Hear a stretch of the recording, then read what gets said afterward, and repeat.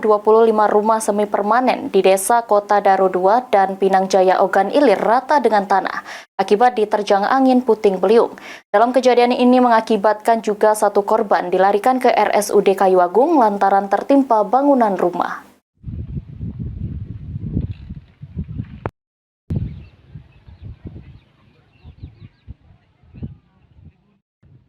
Seperti inilah kondisi rumah warga di Desa Pinang Jaya, Kecamatan Sungai Pinang, dan Desa Kota Daru, Kecamatan Rantau Panjang, Kabupaten Ogan Ilir, yang porak-poranda akibat diterjang angin puting beliung.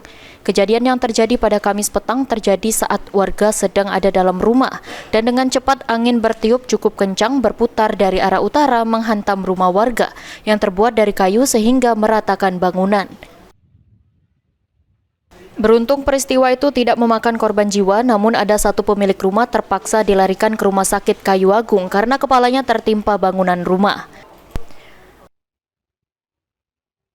Menurut keterangan salah seorang warga, pada saat angin disertai hujan lebat mulai datang, di dalam rumah ada istri dan 2 anaknya. Penyebabnya apa, Pak? Angin puting beliung. Angin puting beliung. Pada saat angin puting beliung itu posisi Bapak ada di mana? Posisi aku ada di rumah orang tua aku. Di sini ada uang rumahku di sini, di rumah ini.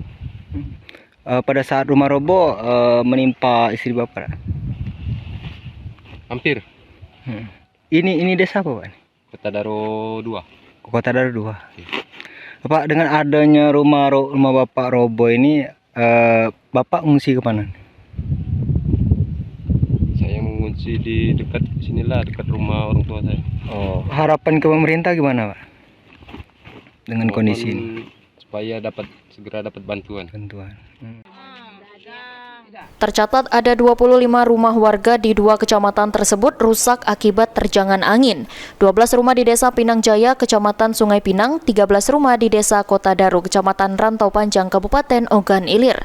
Warga berharap kepada pemerintah agar mendapat bantuan supaya bisa dibangun lagi rumah yang sudah ambruk.